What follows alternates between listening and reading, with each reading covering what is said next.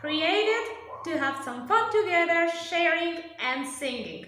So, join and enjoy. Our love for opera brings us together. Thanks for being with us in this trip.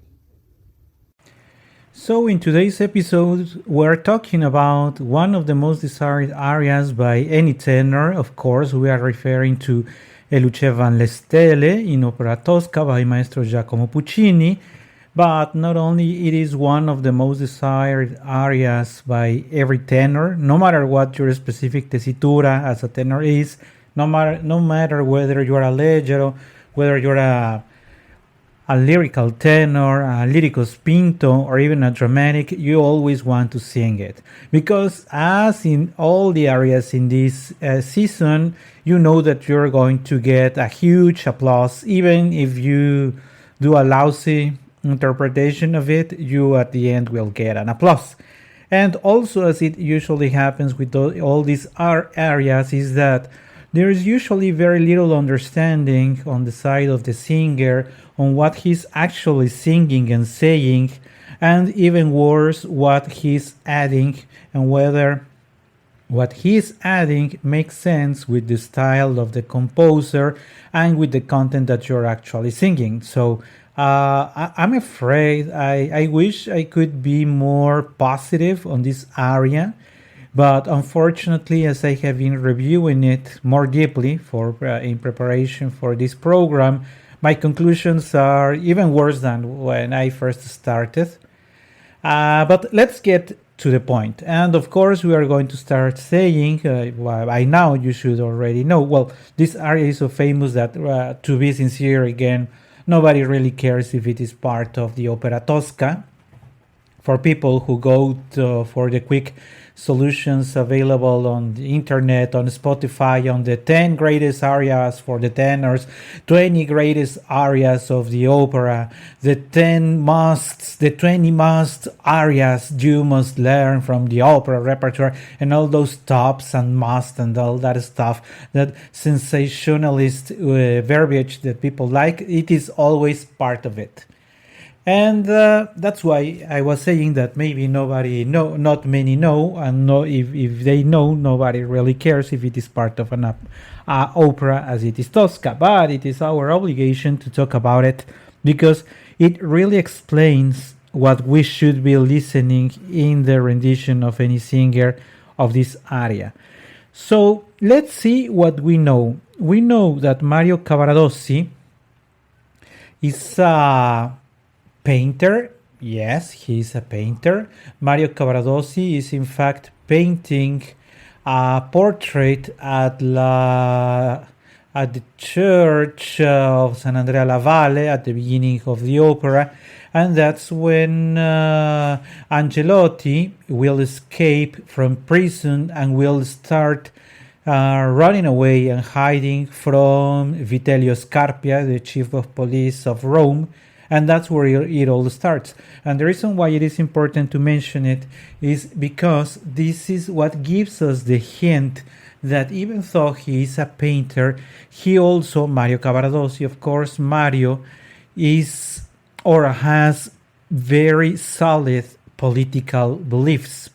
Those very solid political beliefs, even if he is not actually having political activity, he is a supporter of the party that is opposite to Vitellio Scarpia, same way as Angelotti. So there is a common understanding in political matters between Angelotti, the man who just escaped from prison, and Mario Cavaradossi, who also is, as I was saying, on the same side of the political spectrum. So that's where it all starts, and it matters because even though we tend to romanticize around Mario just being a painter, just being an artist, he's solid in his beliefs. And this is the solidity of his beliefs what will ultimately lead him to dying, as we will see. So, in a way, maybe not as strong as Andrea Chenier. Remember that Andrea Chenier is a poet also with very strong political beliefs in the days of the French Revolution. Same way, Cavaradossi, strong beliefs, and an artist. That's where the parallelism is between Mario Cavaradossi and Andrea Chenier.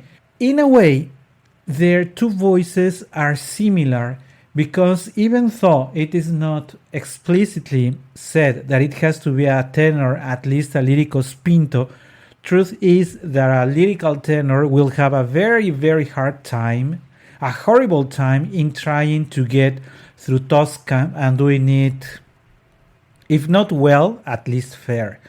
As we have also mentioned in the programs with Maestro Puccini for Tosca itself or other topics related to Maestro Puccini, we know that Puccini orchestration is heavy and the roles, what he writes for the voices is very heavy as well. So Mario Cavaradossi in Tosca will face a very heavy orchestration. The duet that is coming after this aria that we are talking about today, the super long duet that he has with Tosca herself in the very first act. Then the torture scene and where he defies Scarpia really needs a tenor with ideally with at least a spinto voice. The thing around the spinto voice, as we have also mentioned earlier, the naturally beautiful voices for the spinto tessitura, for the tenor tessitura are the lyrical ones. So of course, if you want a beautiful voice in Mario Cavaradossi, it would be a lyrical tenor. However, not many of them will be able to resolve through the whole opera. That's why we lean towards a spinto voice, that the spinto voice have much more stamina, can cut through the orchestra much easier, have a very good solid high notes. But unfortunately, the spinto voices are usually not very beautiful. Spinto voices, if not horrible, at least not usually nice. Of course, there are very interesting exceptions. As you know, there are voices, not tesituras. Go to our post back in Ko-fi where we stated that. And so that's what we have to say about the tessitura and about who Mario Cavaradossi is. And we also explained that he has decided to help Angelotti so that Angelotti has a place to escape. But in supporting Angelotti, he has become a traitor to the eyes of Scarpia. That when Tosca reveals the place where Mario is hiding Angelotti, will end up costing him a lot. At the end, he will pay with his life. He, of course, or we assume he didn't thought of that in the first act at the beginning of the opera, but we understand later that he's willing to pay for that because he is aware, he knows what he's been doing, and he's willing to pay the price. Now, what else do we know about Mario? We know that Mario Cavaradossi needs stamina in his voice because he will go through very, very serious challenges throughout the opera. But what exactly is he coming from at the beginning of the third act where this aria actually happens? What has just happened is that he comes from the second act where he has actually been tortured. He's been tortured to the extreme, and we have heard him yelling of the pain that this torture has caused him. He even faints, provided that he cannot tolerate, he cannot support, he cannot stand the pain that he's going through on that torture. And that is the reason why Tosca finally decides to reveal the name of the place where Mario has hidden Angelotti. Because she can hear, and we all can hear in his yelling, how much Mario is suffering. And it is not just yelling, it's because his body is suffering. With that in mind, this has been probably the most horrible 24, 36 hours, the most horrible hours that Mario has passed in a very short amount of time. So what would be, and this is very important if you're a tenor or if you're watching Tosca on stage, because what we usually see is that we have a Mario Mario Cavaradossi in his cell, and he's just walking. He's usually walking around his bed, or he's just sitting on the bed as if he was just passing the time. But that is poor understanding of what happened recently. What happened recently is that he was being tortured. And if a person has just been tortured, he's physically, if not destroyed, at least deplenished. He doesn't have all his strength. If you have been tortured and God knows what you have been gone through, how can you expect that hours later you're just walking around yourself as if nothing had happened? You must look terrible, and not only look terrible, but sound terrible as well. Maybe you were, if Tosca had not saved you from the torture, maybe you would have killed or passed again while being tortured.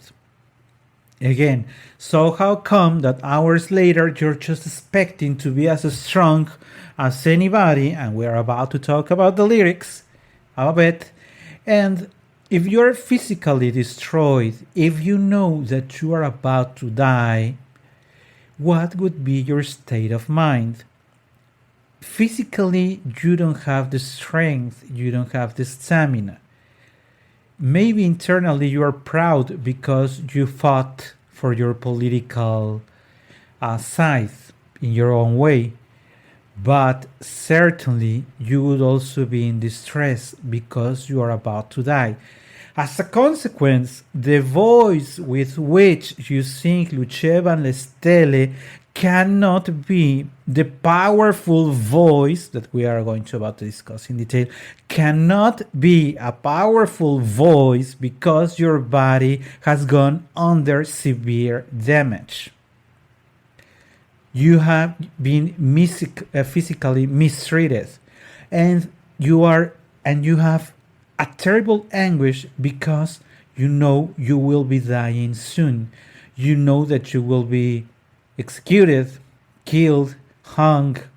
At the end, you will die shortly. If you know that you're about to die and you know that your body is still suffering because of the torture you just suffered, how can a tenor, or why should a tenor sing this part out loud with all the power as if he had been singing Nessun Dorma? Just having fun. Nessun Dorma, Nessun Dorma. That cannot be the way. And I want to insist, that cannot be the way. So how come that we have too many, almost all tenors, expecting to jump on a stage to sing out loud an aria that the first part, and let's jump into the details of the words. The first part is meant to be inner thoughts. That's what you're thinking. And that's the instruction of Maestro Puccini on the score. It says, thinking aloud, pensando. So, when you go, luccevan le stelle, olezzava la terra stride all'uscio dell'orto, e un passo sfiorava l'arena, entrava la fragrante. What you're just saying to yourself is that you're recalling that place, that moment in time when Tosca joined you.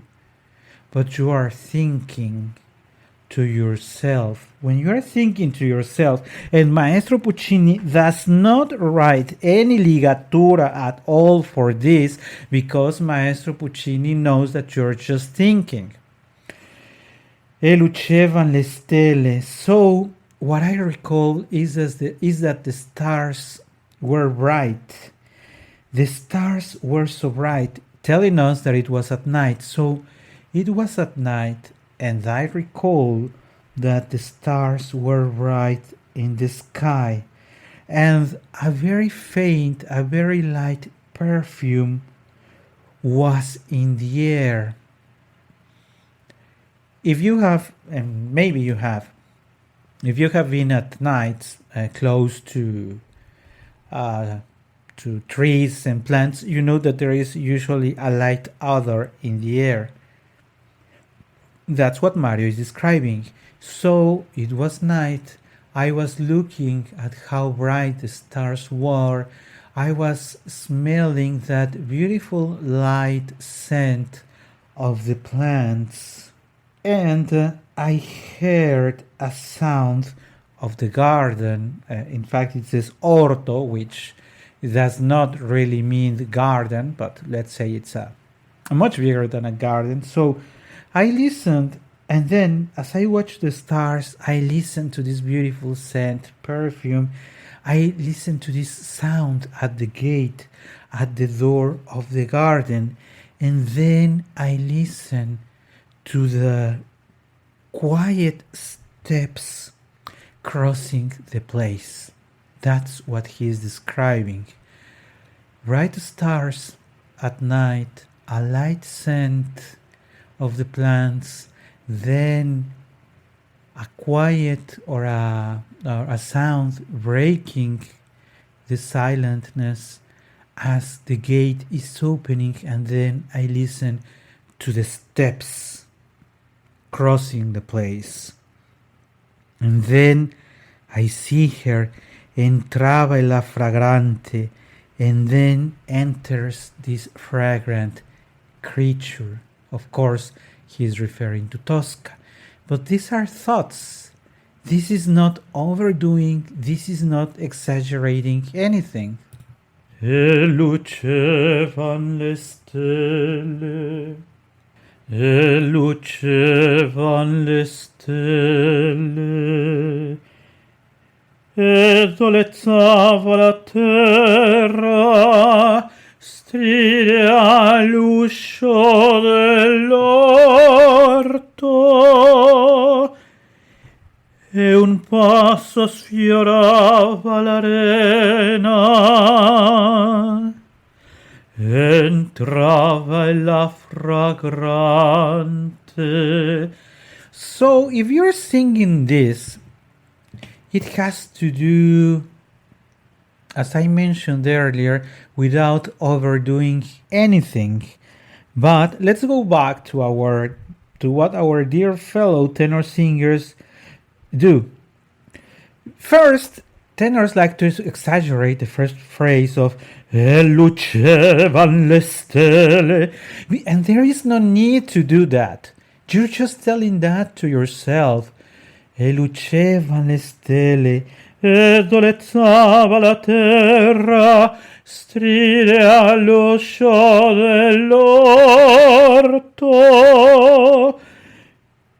e un passo sfiorava l'arena. And here, entrava la fragrante. And I can't understand what's the problem of the tenors, because it is written of the same height, so it is basically the same note.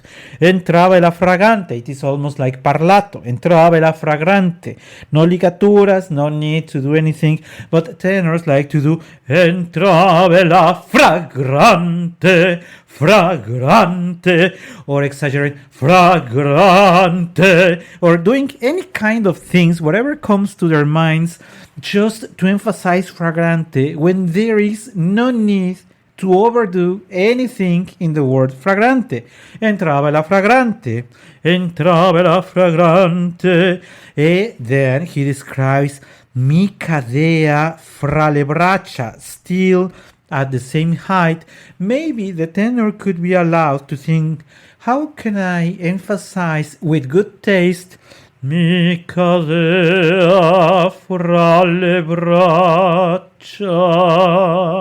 Maybe even and they are with the same duration, braccia.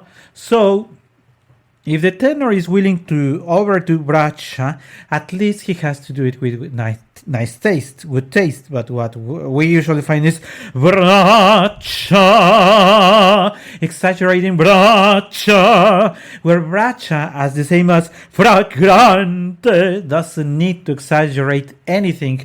Fragrante, braccia. And then when actually starts the aria, and Maestro Puccini has given us an instruction, con grande sentimento e vagamente. Oh, and then it is not oh. I did a very high note. It doesn't, because it starts with a low. Oh, dolce vacillon. And there comes something very interesting that usually that's why it is important that if you don't speak the language, at least you study what you're saying. So the tenor is saying, "O dolci baci." That is a phrase, "O dolci baci," which means "oh sweet," or sweet kisses, kisses in plural. "O dolci baci." But the thing is that in the score you find that the same note is for baci o languide carezze. So the phrase reads, "O dolci baci o languide carezze." So you're saying, "Oh, sweet kisses, oh, tender caresses."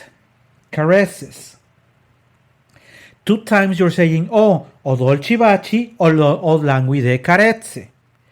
But what usually happens is that the tenor has not studied and say, "O dolci bacio," and it is not "O dolci bacio." It is not bacio because it's not bacio in singular. It is not sweetest kiss. It is sweetest kisses. It is baci o languide carezze, second phrase. So what the tenor should be doing is "O dolci baci o languide," because it is the same phrase, "O languide carezze, mentrio fremente le belle forme." And here it is something very interesting, but let's go back a little. So it's been clear that you say "O dolci baci o languide carezze," no "dolci bacio languide carezze," "dolce baci o languide carezze." Some tenors also are afraid of losing the homogeneity, so they don't make a pause, and also and it is clear that Maestro Puccini didn't write it with a pause. But if you don't write it with a pause, it is also weird, because otherwise you say "O dolci bacio languide," but if you say bacio, if you say bacio, then you cannot identify that "o languide carezze" it's a second phrase. So that's why my suggestion is "O dolci baci o languide carezze," and then we were coming to the phrase "mentrio fremente le belle for," and this is ascending "belle for," because now he's reaching one of the peaks that I know that many people like. "For me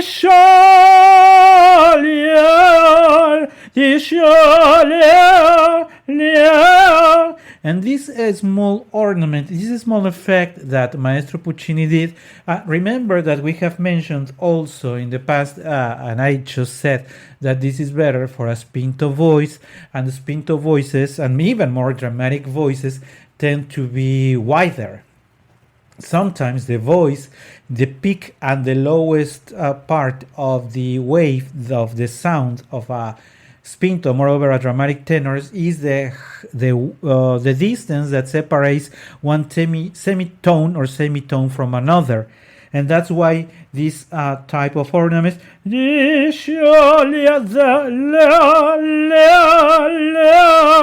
are sometimes the tenor even omits it.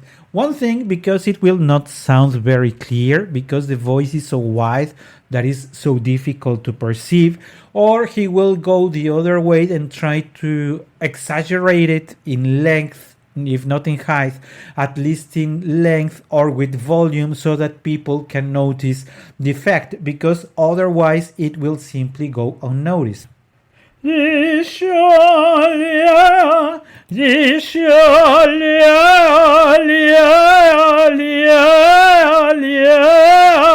I am trying to make it slow so that you notice, but of course it is not that slow. It has to be in some at the pace that the maestro wrote.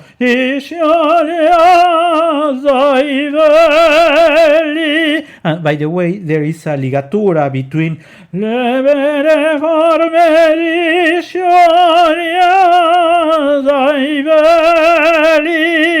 so the expectation from Maestro Puccini is that you sing this complete phrase in only one breath. Otherwise, you will be breaking the ligatura. If for some reason you run out of breath in the middle of it, make a smart pause wherever you see it feasible. I would say,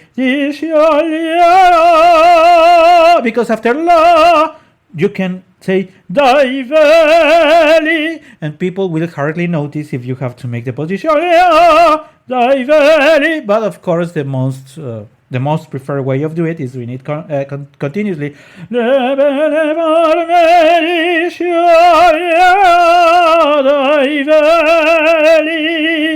And then again, remember, Katia and I have mentioned it a number of times that Maestro Puccini has a passion for long ligaturas, telling the singer you have to keep the same color, same homogeneity throughout this complete phrase. He does the same.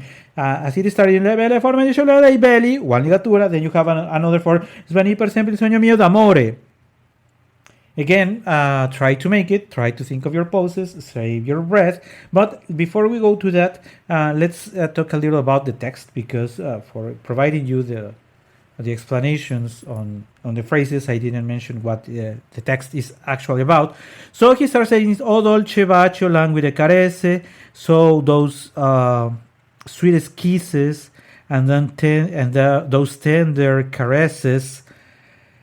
Mentrio fremente le belle forme di sciolea del veli. In the meantime, as I was removing from the beautiful girl, of course referring to Tosca, putting away her veil.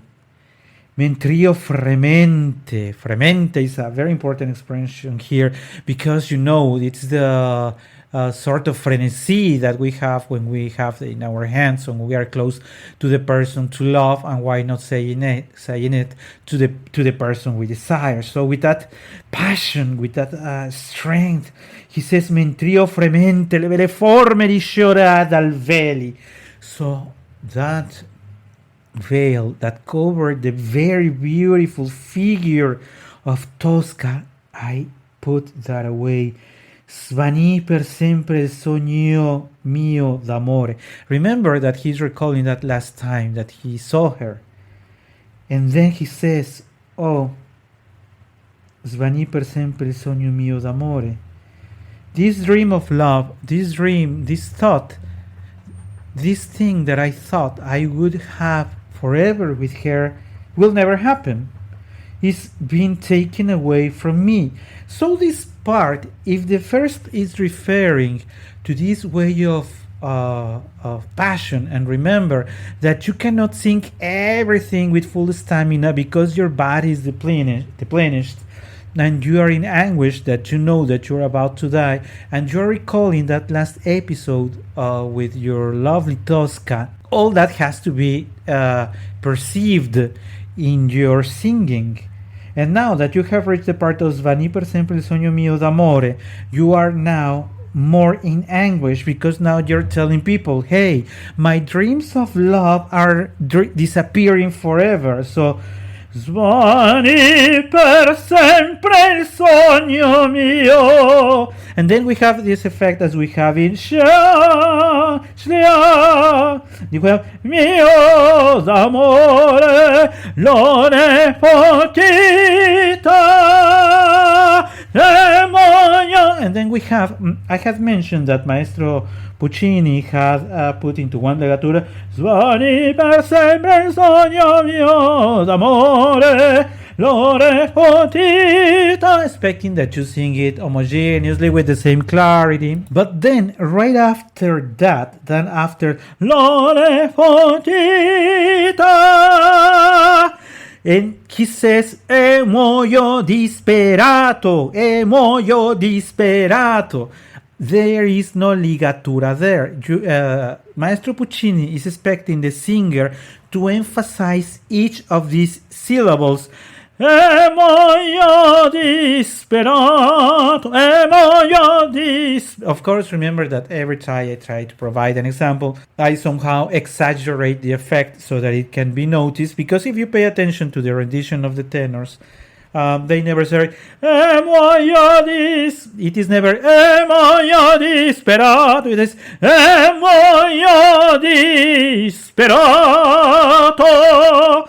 And this is why I was also sharing with you earlier that this has to be for a spinto voice, because a lyrical tenor will have a very, very hard time in trying to do continuously Svani per sempre il sogno mio d'amore. This continuous flow, this way to sustain the notes is natural to a spinto voice, but it is not for a lyrical, because he continues Lore fuggita e muoio disperato.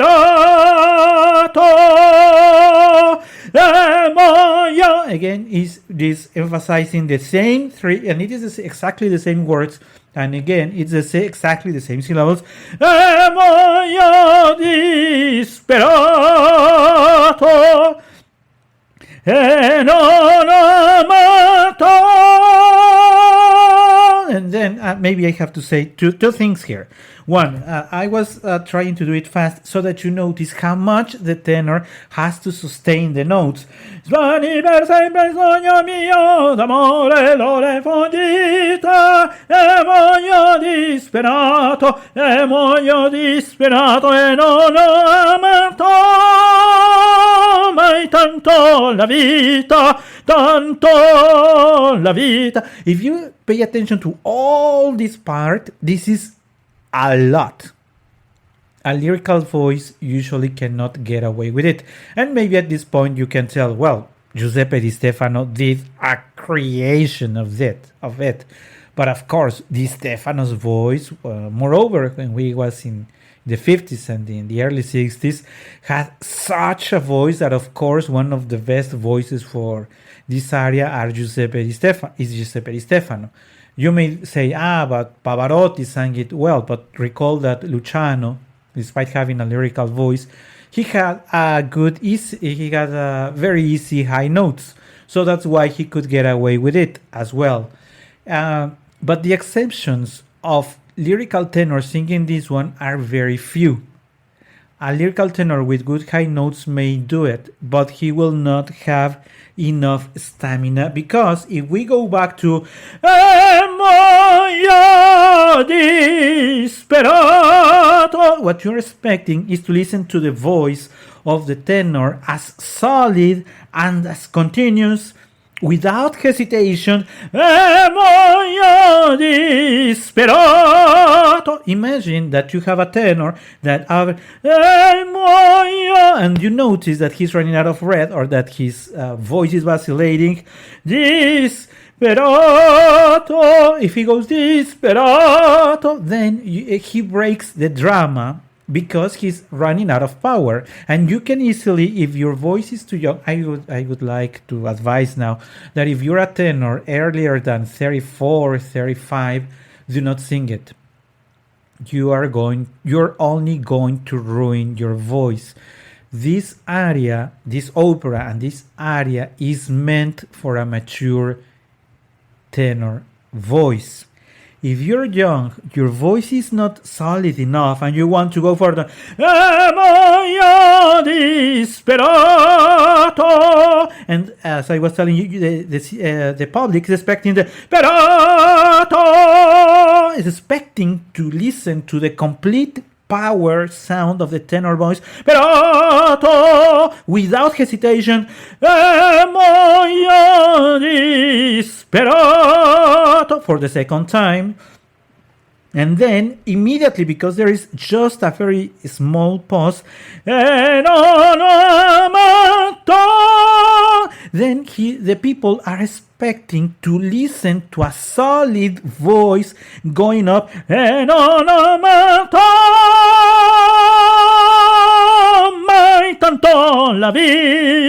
but if you don't have the stamina there, if you're already tired, then it means you shouldn't be singing this aria. Wait for as many years as necessary for your voice to mature.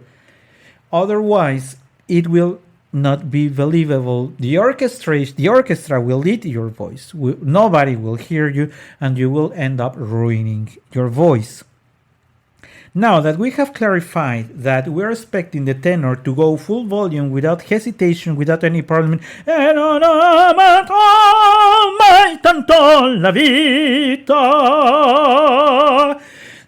it is not that long. It is not written to last that long, but tenors like to keep the after the high note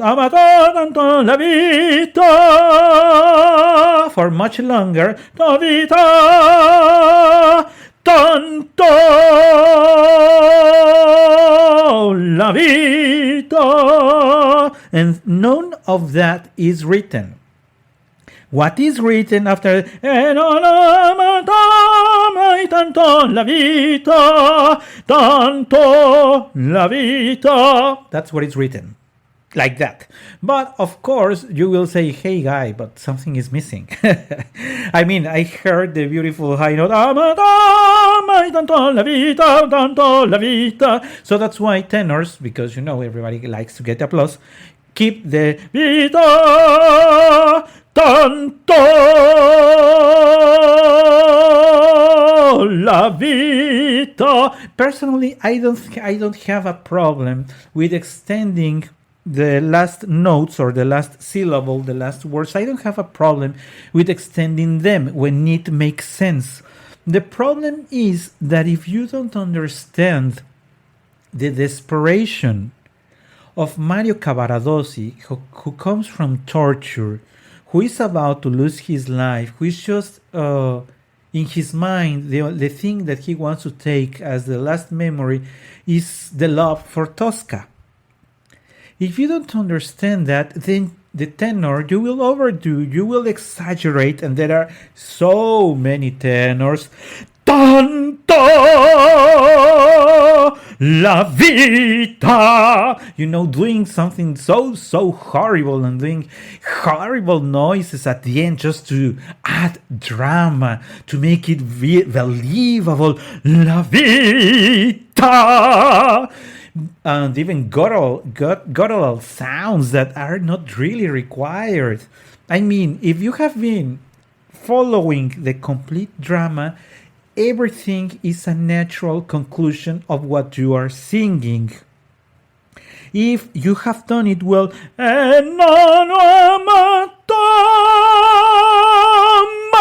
tanto la vita, tanto la vita. But wrapping up vita, and those horrible sounds that we have so many times criticized, that is not necessary. Maestro Puccini did not write or did not compose for that. He composed with an excellent taste. Even though he's from the Verismo era, he does not write for overdoing and exaggerations. And more of the exaggerations, as I mentioned in today's program, come from fragrante braccia vita. Just, I think we need to demand more from the tenors, because this piece is very, very short. It's barely 2 minutes and something. So this is very short. It happens very, very quickly. and it has to condense all the drama in those 2 minutes. But that it condenses the drama does not justify for overdoing all the way around.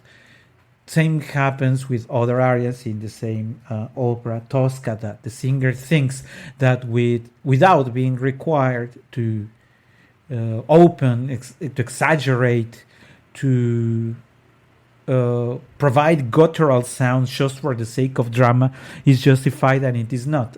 Tosca is so well written that when yelling is required, yelling is written by Maestro Puccini. But if you just try to get in more applause by exaggerating a luccevan le stelle, that is just not fair. Well, last words. So after he has said that he knows that that last hour, that last time, his dreams of love are fading away, and he dies in despair. E muoio disperato, and I die in full despair. E muoio disperato, again, and I die with despair. E non ho amato mai tanto la vita. And this happens in the moment where I loved life so much. Why do I have to die when I love life so much? Life. I loved life so much. You can follow our channel for the latest updates and more content. Opera We Love Singing, in just one word. Link in the description of the episode.